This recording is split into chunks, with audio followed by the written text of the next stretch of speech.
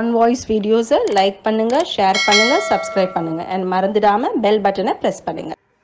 அன்பு one voice Tamil நேயர்களுக்கு வணக்கம். நம்முடன் இன்று இணைந்திருப்பவர் தேசத்தையும் தெய்வீகத்தையும் இரு கண்களாக பாவிக்கக்கூடியவர், மனதில் தோன்றும் எண்ணங்களை டக்குன்னு சொல்லக்கூடியவர், அதை தாண்டி எந்த கருத்தா இருந்தாலும் அக்கு வேறு ஆணி வேறாக பிரித்து நமக்கு ஒரு அழகா நேர்த்தியாக கொடுப்பதில் வல்லவர்னு சொல்லலாம். அவங்க திருமதி ராதாதேவர் மேம். அவங்க மேம் வணக்கம் மேம். உங்களை வரவேற்பதில் பெருமிதம் அடைகிறோம். வணக்கம் மேம். பொதுவாவே இந்த அதிமுக பாஜக கூட்டணி ஒரு மதில் மேல இருக்கிற பூனை மாதிரின்னு சொல்லுவாங்க அரசியல் விமர்சகர்கள். அது கடைசி வரைக்கும் அது எப்படி கொண்டு போறாங்கன்னு தெரியாது, யார் எப்ப பேசுவாங்கன்னு தெரியாது அப்படின்னு சொல்லிட்டு கடந்த காலங்கள்ல நம்ம அதுக்கு நிறைய எக்ஸாம்பிள்ஸ் பார்த்துருக்கோம். இப்ப இந்த கூட்டணி ஜெல்லாயிட்டு இருக்கு, அவங்க கூட தான் கூட்டணின்னு ரெண்டு பக்கமும் உறுதி செய்யப்பட்ட நிலையில இப்ப நான் பேசிக்கொண்டிருக்கும் இந்த நொடி அதிமுகவில இருந்து ஜெயக்குமார் அவர்கள் ஒரு கேள்வி கேட்டிருக்காரு. ஏன் நாட்டுல திமுக கொடி மட்டும்தான் பறக்கணுமா, அதிமுக தாவேகா கொடிகள்லாம் என்ன புறக்கணிக்கப்படுதா, அதெல்லாம் பறக்க கூடாதா அப்படின்னு சொல்லி கேட்டிருக்காரு. இந்த அலையன்ஸ்ல ஒரு விரிசல் வருது அப்படின்னாலே முதல்ல நிறைய பேசுறவருன்னு பார்த்தா முன்னாள் அமைச்சர் ஜெயக்குமார் தான். இப்ப பேச ஆரம்பிச்சிருக்காரு, கூட்டணிக்குள் விரிசலா? அப்படியெல்லாம் எதுவும் கிடையாது. ஏன்னா ஜெயக்குமார் முடிவு பண்றது கிடையாது இந்த கூட்டணி. அது திரு எடப்பாடி அவர்கள், அமித்ஷா அவர்கள், பாஜகவோட தலைவர்கள் எல்லாரும் சேர்ந்து முடிவு பண்ணதான். ஜெயக்குமார் சொல்றதுனால எல்லாம் ஒன்றும் நடக்க போறது கிடையாது. ஜெயக்குமார் அவர்களை பொறுத்த வரைக்கும் இந்த மாதிரி ஏதாவது பொது வெளியில் ஏதாவது ஒரு விஷயத்தை இப்படி உளறிட்டு போறது தான் அவரோட பழக்கமாக கூட இருந்திருக்கு. ஏன்னா இவர் இதனால யாருக்கு நஷ்டம்னு பார்த்தீங்கன்னா அதிமுகவுக்கு பெரிய நஷ்டம். ஏன்னா பாஜகவை பொறுத்த வரைக்கும் அது தேசிய அளவில் அவங்க அங்க ஆட்சி நடத்திட்டு இருக்காங்க. அதிமுகவுக்கு தான் இப்ப ஜெயிக்கணும்ன்ற கட்டாயம் இருக்கிறது, பாஜகவுக்கு கிடையாது. முதல்ல அதை அவங்க புரிஞ்சுக்கணும். அதுல அதிமுக இந்த தடவை ஜெயிக்காட்டி அடுத்தவங்களை இவங்க எல்லாரும் என்ன சொல்றாங்கன்னா பாஜக அடிச்சிரும், பாஜக அடிச்சிரும். பாஜக அடிக்காது, திமுக அடிச்சிரும் உங்களை. அதுக்கப்புறம் அவங்க பாஜக என்ன செய்யணும்னு பாத்துறாங்க. ஏன்னா பாஜக இன்னும் ஒரு தமிழ்நாட்டுல ஒரு பெரிய எதிர்கட்சியாக கூட இல்ல. அதிமுக தான் இன்றைக்கு எதிர்கட்சியாக இருக்கிறது. அப்படி இருக்கும்போது அவருக்கு நேரிடை எதிரி என்று கருதப்பட்டால் அது திமுக தான். திரு செல்வி ஜெயலலிதாவா இருக்கட்டும், இல்ல திரு எம்ஜி ராமச்சந்திரன் அவர்களும் எல்லாரும் திமுகவை பரம எதிரியாக கருதிதான் அது கூட போட்டி போட்டாங்க.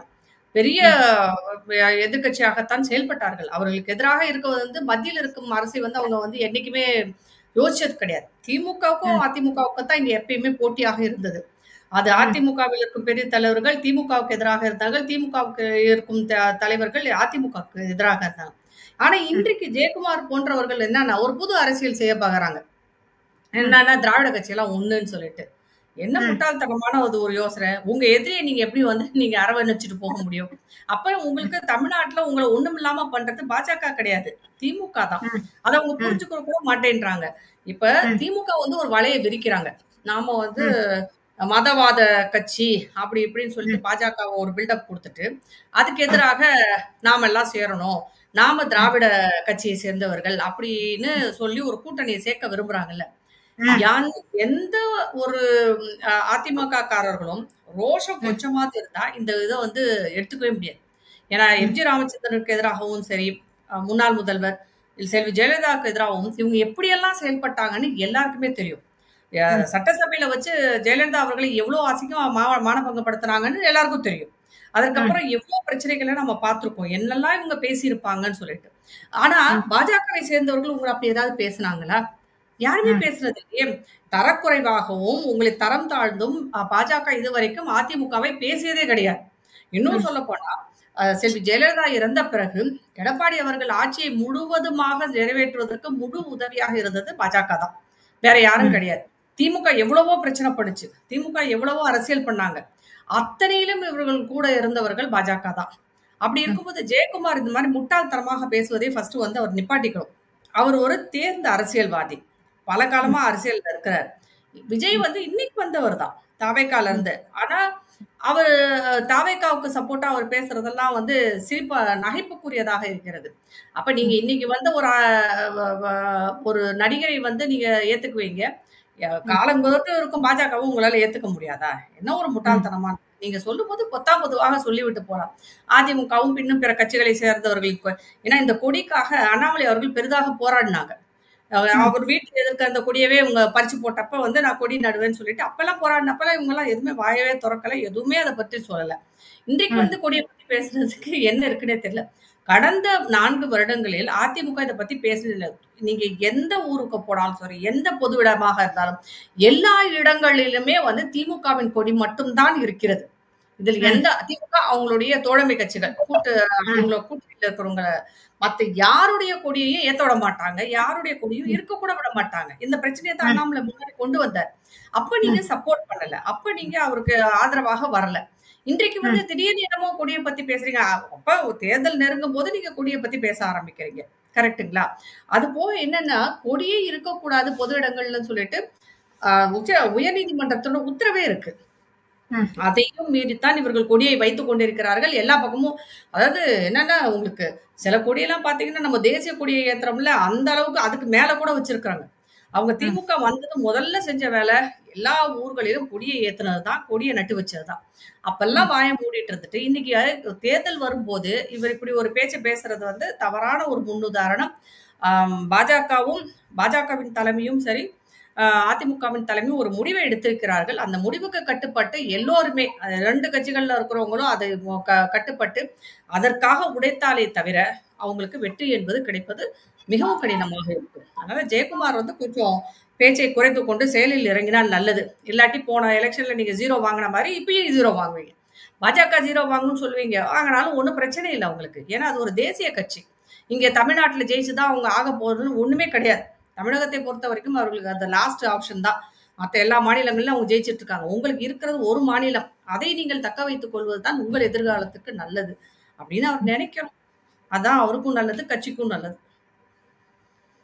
சார், மேடம், முக்கியமான ஒரு விஷயம். தமிழக பாஜகவின் தலைவர், முன்னாள் தலைவர் அண்ணாமலை அவர்கள் தலைவராக இருந்தபோது பாஜக வளருதுன்னு எல்லாரும் பேசின போது எல்லாருமே என்ன சொன்னாங்கன்னா, எதிர்கட்சியை சார்ந்த விமர்சகர்கள், எதிர்கட்சி அமைச்சர்கள், ஆளும் தரப்பினர்கள்லாம் இது எங்கெங்க வளருது, சோசியல் மீடியால வளர்ந்தனாலேயே பாஜக ஒரு வளர்ந்த கட்சியாக கண்டிப்பா ஆகிவிட முடியாது அப்படின்னு சொன்னாங்க. தற்போது தாவேகா அது போல சோசியல் மீடியால மிகப்பெரிய ஒரு ட்ரெண்ட் செட்டராக மாறி வருகிறது அப்படிங்கிறது ஒரு கண்கூடான உண்மை. இது எப்படி பாக்குறீங்க? சோசியல் மீடியால கட்சியை வளர்க்க முடியாதுமா, அது ஃபர்ஸ்ட் நான் சொல்லிக்கிறேன். நான் சோசியல் மீடியா என்பது ஒரு பிரச்சாரத்துக்காக உபயோகப்படும் ஒரு இடம், அவ்வளவுதான். ஆனா அந்த சோசியல் மீடியாவை வச்சுதான் எல்லாரும் ஓட்டு போடுவாங்களான்னா கிடையாது. அதுல இருக்கிறவங்க தான் வந்து நமக்கு வந்து ஓட்டு போடுறாங்களான்னா அதுவும் கிடையாது. சாதாரண பொதுமக்களை சந்தித்து பேசுவது, சாதாரண இன்னமும் வந்து தெருமுனை பிரச்சாரங்கள், பொதுக்கூட்டங்கள் இதெல்லாம் தான் வந்து வேலை பார்த்துட்டு இருக்கே தவிர சோசியல் மீடியாவை பார்த்து ஓட்டு போடுற அந்த எண்ணிக்கை வந்து அவ்வளவு பெருசாக இல்லை தமிழகத்தில். தாவேகாவை பொறுத்த வரைக்கும், அந்த கட்சியை பொறுத்த வரைக்கும் நிறைய இளைஞர்கள் அதுல வந்து இருக்காங்க. ஏன்னா விஜய் வந்து ஒரு நடிகராக இருப்பதால் ஒரு ரசிகைகள் கூட்டம், பெண்கள் ஆண்கள் ரெண்டும் சேர்த்து ஒரு கூட்டம் இருக்கு. அந்த கூட்டம் என்ன பண்றாங்கன்னா, அது இந்த ஜெனரேஷன் கூட்டம்ன்றதுனால அவங்க எல்லாருமே வந்து உங்களுக்கு சமூக வலைதளங்கள்ல வந்து ரொம்பவே வேகமா இருப்பாங்க, அப்டேட்டடா ஆக்டிவா இருப்பாங்க. அதனால அவங்க போடுறது நமக்கு பெருசா தெரியுது, அவ்வளவுதானே தவிர மத்தபடி வந்து அதுல அவங்க ஆக்டிவா இருக்கிறதுனாலே வந்து ஜெயிச்சிருவாங்கன்றது கிடையாது. பாஜகவுல வந்து ஒரு பிரச்சனை இருக்கு, இது பாஜகவிலும் இந்த பிரச்சனை இருக்கு. சோசியல் மீடியாவில் வந்து நிறைய இளைஞர்கள் வந்து அண்ணாமலை அவர்கள் பின்னாடியும் இருக்காங்க. அண்ணாமலை அவர்களை பிடிக்கிற இளைஞர்கள் நிறைய பேர் இருக்காங்க. பெண்கள் எல்லாருமே இருக்காங்க. அந்த மாதிரி இருக்கும்போது அவர்கள் எல்லாரும் முதல்ல விஜய் வர்றதுக்கு முன்னாடி அண்ணாமலையை வந்து பெருசா தெரிஞ்சது. இன்னைக்கு விஜய்க்குன்னு ஒரு கூட்டம் வந்து அதை பெருசாக்கிட்டு இருக்கிறாங்க, அவ்வளவுதானே தவிர இந்த சமூக வலைதளங்கள் மூலம் நம் செய்திகளை பரிமாறிக்கொள்ள முடியுமே தவிர அது ஓட்டு வங்கியாக மாற்றுவது என்பது மிக மிக கடினமான ஒரு விஷயம். அது அவ்வளவு ஈஸியா எளிதாக நடக்காது. அதனால தாவேகா வந்து ரொம்ப ஆக்டிவா இருக்காங்கன்னா அதுக்கு காரணம் அங்கே இருக்கும் இளைஞர்கள், விஜயின் ரசிகர் கூட்டம் ஒண்ணு இருக்கு. அவங்க வந்து வேகமா செய்திகளை பகிர்ந்து கொண்டிருக்கிறார்கள். ஆனா செய்திகளை வேகமாக பகிர்ந்து கொண்டிருக்கிறார்கள். இப்ப சில பிரச்சனைகள் நடக்கும்போது அதுக்காக குரல் கொடுக்கிறது, இது எல்லாமே வந்து ஒரு இளைஞர் கூட்டத்தின் செயலாகத்தான் நாம் பார்க்க முடியும். ஆனா அதுல இருந்து ஒரு விஷயத்த நம்ம எடுத்துக்கலாம். இந்த இளைஞர் கூட்டம் ஒரு மாற்றத்தை விரும்புகிறது, அது மட்டும் தெளிவா இருக்குது. இன்றைக்கு அவங்களுக்கு வந்து விஜய் கிடைச்சிருக்க, அவ்வளவுதான். ஆனா அவருக்கு ஒரு சாய்ஸா இருக்காங்க. மாற்றத்தை விரும்பும் புதியவர்களுக்கு விஜய் வந்து ஃபர்ஸ்ட் சாய்ஸா இருக்காரு. இப்போ இல்ல ஃபர்ஸ்ட் சாய்ஸ்லாம் நம்ம சொல்ல முடியாது. அவங்க மாற்றத்தை விரும்புகிறார்கள். அவங்க யாரு கிடைப்பாங்கன்னு பாக்குறாங்க, அதுல ஒரு தலைவரை எடுத்துக்கொள்கிறார்கள். திமுகவை விடுத்து நீங்க வந்து ஒரு மாற்றத்தை அவர்கள் உதயநிதிக்கு பின்னாடி போலாம் இல்லையா? உதயநிதி ரசிகர்கள் ஒரு கூட்டம், உதயநிதியும் நடிகர் தானே, அவருக்கும் ஒரு நடிகர்கள் கூட்டம் இருக்கலாம். அவர்கள் வந்து சோசியல் மீடியால ஏன் ஆக்டிவா இல்ல அப்படின்னு நம்ம கேட்கலாம். அவரோட ரசிகர் மன்ற தலைவரே அமைச்சரா வேற இருக்கிறாரு. இதெல்லாம் பள்ளிக்கல்வித்துறை அமைச்சர். ஆமா. ஆனா வந்து அப்படியே அவங்க ஆக்டிவா இல்ல. அவர்கள் களத்தில் அரசியல் செய்து கொண்டிருக்கிறார்கள். இவர்கள் சமூக வலைதளங்களில் அரசியல் செய்கிறார்கள். யாருக்கு எங்க வசதியா இருக்கோ அங்க அவங்க அரசியல் செய்யறாங்க. அவ்வளவுதான் நம்ம பார்க்க முடியும். ஆனா இதனால் ஒரு மாற்றம் வருமா என்பதெல்லாம் வந்து நம்ம சொல்ல முடியாது. அது வந்து மிக குறைந்த அளவாகத்தான் இருக்குமே தவிர களத்தில் நேரடியாக நடப்பது வேறு, சோசியல் மீடியாவுல வந்து பகிர்வதாலலாம் வந்து இந்த மாதிரி நடக்கும்ன்றதெல்லாம் வந்து சும்மா பேச்சுக்கு வேணா சொல்லிட்டு போலாம். ஆனா அதுதான் உண்மைன்றதெல்லாம் நம்ப முடியாது நம்ம. பாஜகவை கண்டு அதிமுக அஞ்சுவதில்லை, திமுக தான் பாஜகவை கண்டு அஞ்சுகிறது அப்படின்னு சொல்லிட்டு தமிழகத்தின் எதிர்கட்சி தலைவர் எடப்பாடி பழனிசாமி தன்னுடைய நடைப்பயணத்துல சொல்லியிருக்காரு. இதை நீங்க எப்படி பாக்குறீங்க மேடம்? உண்மைதான் அவர் சொன்னது. அதுல மாற்றுறது பாஜகவை பார்த்து அதிமுக எதுக்கு பயப்படணும்? முதல்ல அவங்க ஆளுங்கட்சியாவே இல்லையே, அது ஒண்ணு. ரெண்டாவது அவர்கள் எதிர்கட்சியாகத்தான் இருக்கிறார்கள். ஏற்கனவே கூட்டணியில இருந்தவங்க நடுவுல ஒரு சில காலம் இல்லை, இப்ப திருப்பி சேர்றாங்க, அவ்வளவுதான். திமுக அவர்களை பார்த்து பயப்படுவதற்கு நிறைய காரணங்கள் இருக்குது. திமுக வந்து ஆளுங்கட்சியாக இருக்கிறது, பல ஊழல் குற்றச்சாட்டுகளில் சிக்கி இருக்கிறாங்க, பல பிரச்சனைகள்ல சிக்கி இருக்கிறாங்க. அப்ப பாஜக வந்து எதிர்கட்சியாக திரு அண்ணாமலையை கண்டு கண்டிப்பாக பயப்படுறாங்க. ஏன்னா அவர் நிறைய உண்மைகளை வந்து பொது வெளியில் பேசுவதும் வெளியில வந்து சொல்றதையும் வந்து பல பேர் கேட்கிறாங்க, இது உண்மையா இருக்கும் என்று நம்புகிறார்கள். அதனால அவங்க பாஜகவை பார்த்து பயப்படத்தான் செய்யறாங்க. இன்னும் சொல்ல போனா கொஞ்ச நாளாகவே வந்து பாத்தீங்கன்னா, சிறிது நாளாகவே பாஜக வந்து நல்ல ஒரு எதிர்கட்சியாக செயல்பட்டு கொண்டிருக்கிறது. இன்றைக்கு அதிமுக வந்து அவர்களுக்கென்று ஒரு தொண்டற்படை பெரிய அளவில் இருக்குது. இப்ப அவங்களும் களத்துல இறங்கி இருக்கிறாங்க. இது ஒரு பயத்தை கண்டிப்பாக அவர்களுக்கு அளிக்கிறது என்பதில் எந்த மாற்று கருத்தும் இல்லை. இல்லாட்டி அவங்க எதுக்கு எப்ப பார்த்தாலும் ஒன்றிய அரசு ஒன்றிய அரசுன்னே சொல்லிட்டு இருக்கணும். அதிமுகவை வந்து என்ன சொல்றாருன்னா, நம்ம முதல்வர் எங்களோட சேர்ந்து வாங்க, எதுக்கு எடுத்தாலும் எங்களோட சேர்ந்து வாங்கன்னு கூப்பிட்டுட்டே இருக்கிறாரு. இதுக்கு ஹிந்தி எதிர்ப்புன்னா எங்களோட சேர்ந்து வாங்க, இதை பத்தி எங்களுக்கு என்னது மத்திய அரசிடம் வந்து நமக்கு வர வேண்டிய பணத்தை போய் கேட்கணும், பங்கை கேட்கணும்னா நீங்க அதிமுக எங்களோட சேர்ந்து வரணும். எதுக்கு வரணும்? அவங்க அவர்கள் எதிர்கட்சி. நீங்க இப்ப வந்து எதுக்கெடுத்தாலும் அதிமுகவை தொடக்கி கூப்பிட்டு இருக்கிறாரு நம்ம முதலமைச்சர். அதனால ஆனா வந்து பாஜக வந்து அதுவே அவர் அதோட பயத்தை காமிக்குது பாருங்க. நீங்க அதிமுக வந்தா நாங்க பயம் இல்லாம போய் பேசலாம் அப்படிங்கிற மாதிரியான ஒரு தோற்றத்தை அவர் உண்டு பண்ணி கொண்டு இருக்கிறார். அது அப்ப அவங்க சொல்றது உண்மையா தானே இருக்கு. அப்படி பயம் இல்லாதவங்க நீங்க தனியா போய் பேசி ஏதாவது பண்ணுங்க அப்படின்னு சொல்லலாம் இல்லையா? ஆனா அப்படி பண்ணாம எல்லா விஷயத்துக்கும் வந்து அதிமுகவை துணைக்கழைத்து கொண்டிருக்கிறார் இன்றைக்கு இருக்கும் முதலமைச்சர். திராவிட கட்சின்ற ஒரு பேரை வச்சு துணைக்கு அழைத்து கொண்டிருக்கிறார். திராவிட கட்சி எல்லாம் கிடையவே கிடையாது. இவங்க சொல்ற அந்த ஈவே ராமசாமி அவர்களின் திராவிட கழகத்தின் கொள்கைகள்லாம் வந்து திமுகவும் மறந்து போச்சு, அதிமுகவும் மறந்தாச்சு, ரொம்ப நாளா ஆச்சு. அண்ணாதுரை அவர்களை பொறுத்த வரைக்கும் அதிமுகவாவது அதை பேர்ல வச்சிருக்காங்க, இவங்க பேர்ல கூட வைக்கல. அதனால வந்து இவங்களுக்கும் அதுக்கும் சம்பந்தமே இல்லை. இது வந்து உங்களுக்கு திரு கருணாநிதி அவர்களின் கட்சி, அது இது திரு எம்ஜிஆர் ராமச்சந்திரன் அவர்கள் உருவாக்கிய கட்சி. நம்ம அப்படிதான் எடுத்துக்கொள்ள முடியுமே தவிர இதுக்கும் அந்த திராவிட கழகத்திற்கும் ஏதோ கனெக்ஷன் இருக்கு அப்படின்லாம் நம்ம சொன்னோம்னா அதை விட அதை நம்பினா நம்ம தான் முட்டாள்கள் ஆயிடும். அது ஒரு குடும்ப கட்சி, இது ஒரு நடிகர் ஆரம்பித்து இன்றைக்கு வளர்ந்து நிற்கும் ஒரு கட்சி அப்படின்றதால நம்ம எடுத்துக்க முடியும். நீங்களே சொன்னீங்க புதிய கட்சியான தாவேகாவுக்கு ஒரு செட் ஆஃப் போட்டோஸ் இருக்காங்க.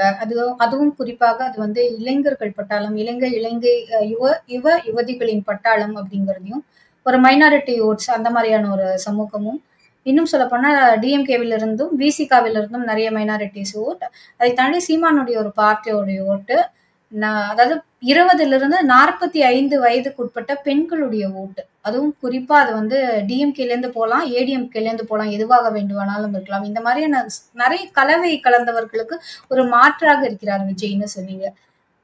இவ்வளோ இந்த ஒரு மாற்று சக்தியாக பார்க்கப்படும் அளவுக்கு விஜய் வந்து தனித்து நிற்பதனாலேயே மக்கள் கிட்ட கவனம் பெற்றிருக்காரா? தனித்து நிற்க ஒரு நடிகர் எப்போ வந்தாலும் தமிழகத்தில் ஒரு அந்த ஈர்ப்பு இருக்கும். நம்ம வந்து நடிகர்களை தான் தலைவர்களாக கொண்டாடுறோம். அப்படிப்பட்ட ஒரு ஊர் தான் வந்து தமிழகம். அதனால அந்த மாதிரியான ஒரு ஈர்ப்பாகத்தான் நான் இதை பார்க்கிறேன். இப்ப எம்ஜி ராமச்சந்திரன் அவர்கள் கட்சி திரு முன்னாள் முதல்வர் அவர்கள் ஆரம்பிச்சப்ப அவர் ம், உடனேலாம் கட்சி ஆரம்பிக்கல. அந்த ம், ஒரு ஒரு கழகத்தில் இணைந்து அதுல வேலை பார்த்து பல காலம் அதற்காக பணியாற்றி விட்டு, ம், அதற்கப்புறம் அங்க ஏற்பட்ட மனக்கசப்பால் பிரிந்து வந்து இன்னொருத்தரோட சேர்ந்து இருந்து, அப்புறம் அங்கருந்து அவருக்கு பிரச்சனைகள் ஆரம்பித்த உடனே அவர் தனியா வந்து கட்சி ஆரம்பிச்சார். அது ஒரு நீண்ட நெடிய பயணமாக பார்க்கிறேன். வெறும் ம், சினிமா மட்டுமே நம்ம சொல்ல முடியாது. ஆனா விஜய் ம், அவர்களை பொறுத்தவரைக்கும் அப்படி கிடையாது. இவர் எந்த ம், கழகத்திலயும் இல்ல. எந்த எந்த யார் கூடயும் சேரல. எந்த பெரிய ம். தலைவர்களுடன் இவர் சேர்ந்து இருந்ததில்லை. அவர்களிடம் ஓகே. எதையும் கற்றுக்கொண்டதில்லை. இவர் ம், இவர் பாட்டுக்கு தனியா தான் தோன்றித்தனமா தன்னிச்சையாக ஒரு கட்சி ஆரம்பிக்கிறார். இவருக்கு யார் என்ன சொல்லிக் குடுத்தாங்கன்னு நமக்கு தெரியாது. இவர் எந்த ம். தலைவர்களை எல்லாம் படித்தார் என்றும் தெரியாது. எந்த தலைவர்களை வந்து இவர் தான் தலைவராக வரித்துக் கொண்டார் என்பது தெரியாது. என்ன கொள்கை இருக்கு, என்ன இருக்குன்னே ஒண்ணுமே தெரியாது. ஒரு கட்சிய ம். வந்து ஆரம்பிச்சிருக்காரு. அவ்வளோதான். திடீர்னு வந்து. மத்தபடி அவருக்கு அ ம ம ஒரு கட்சிக்கான ஒரு விஷயங்கள் சில விஷயங்கள் இருக்கு. ஒரு கட்சி ஆரம்பிப்பதற்கென்று சில விஷயங்கள் இருக்கு. ஒரு கொள்கை இருக்கணும். ஒரு தீர்க்க தரிசனம் இருக்கணும். சில தலைவர்கள் இருக்கணும். விஜய் விட்டா நமக்கு யார தெரியும் அங்க? யாரையுமே ம். தெரியாது. அவருடன் ம். சில நல்ல நண்பர்கள் இருக்கணும். வழிகாட்டிகள் இருக்கணும். அவர் பெத்த அப்பா, அம்மாவே கூட வச்சு இல்லையே! ம். அப்படித்தானே இருக்குது அவரு. இதில் வந்து ம். திரு முன்னாள் எல்லா முன்னாள் முதல்வர்களையும் எடுத்தீங்கன்னா அப்படிலாம் கிடையாது. எல்லாம் அவங்கலாம் பெற்றோர்களை வந்து தெய்வமாக மதித்து இல்லையே நடந்தவர்கள். மேடம். இவருடைய ஃபங்ஷனுக்குமே அவங்க பேரண்ட்ஸ் வராங்க. அவங்க கிட்ட இவர் ஆசீர்வாதம் வாங்குறாரு. கால்ல விழுறாரு. இவரெல்லாம் அதெல்லாம் நம்ம இல்லைங்க. இவர் தனியா இருக்கிறாரு, அவங்க தனியா இருக்கிறாங்க. ஆரம்பத்துல இருந்து பல பிரச்சனைகள் இருக்குன்னு அவரே சந்திரசேகர் சொல்லியிருக்காரு, இவரு சொல்லியிருக்காரு. எல்லாம் மாறி மாறி சொல்லிட்டு இருக்காங்க. அதனால அந்த மாதிரி வந்து இவர் ஒரு தனியான ஒரு தனி தீவு மாதிரி செயல்படுறாரு. வீட்டுக்குள்ள ம். இருந்துக்கிறாரு, திடீர்னு வர்றாரு, அப்புறம் ஏதோ ம். செய்றாரு, அப்புறம் ஓடி போயிடுறாரு. அப்புறம் ஒரு அறிக்கை மட்டும் தான் வருது. நீங்க ம். பொதுவாக வந்து ஒ ஒரு பிரச்சாரம் மேற்கொள்ளவோ, இல்ல ஒரு பொதுவெளியில வந்து பொதுக்கூட்டம் நடத்தி அதுல பேசவோ, அந்த மாரி பெரிய அளவுல தெரியல. ஒரு பிரம்மாண்டமா ஒரு கூட்டத்த நடத்துனாரு, அங்க பேசினாரு, இன்னொன்னு நடத்துனாரு, அவ்வளோதான். மத்தபடி வந்து ஊர் ஊரா போயிட்டு இருக்கிறாரா?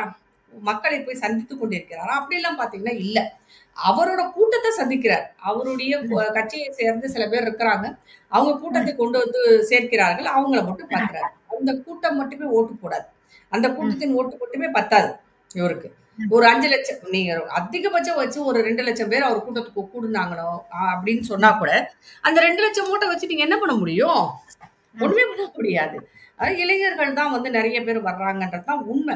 எல்லாம் சினிமா ரசிகர்கள். அவங்கலாம் வந்து ஒரு என்ன சொல்றது? தொண்டர்கள் அப்படின்லாம் நம்ம சொல்ல முடியாது. ரசிகர்கள். அவருக்கு இப்ப ம். இருக்கிறவங்கலாம் ரசிகர்கள். தொண்டர்கள்லாம் ம். கிடையாது. அந்த ரசிகர்கள் வந்து மெச்சூர் ஆகி தொண்டர்களா மாறணும். அதுக்கு ம். பல காலம் பிடிக்கும். அதுக்கு இவரு இங்க இருந்து நெறைய வேல பார்த்து, அரசியல் செய்து, அத எல்லாத்தையும் தாண்டி வரணும். திமுகவை பொறுத்தவரைக்கும் இன்றைக்கு அவர்கள் எந்த அளவுக்கு பாஜகவை எதிர்க்கிறார்களோ, அந்த அளவுக்கு தேவைக்காகவும் எதிர்க்கிறாங்க. ஏன்னா, அது ம். அவரு உதயநிதிக்கு மாற்றாக நினைச்சிடக்கூடாது. அவரும் தளபதி, இவரும் ம். தளபதியாச்சே. எல்லா ம். தளபதியும் அவருக்கு இருக்கும்போது, அவருக்கு மாற்றாக இவர் வந்துவிடக்கூடாது என்பதில் அவர்கள் ரொம்ப தெளிவாக இருக்கிறாங்க. நன்றி, வணக்கம். Thank you ma'am. நன்றிம்மா.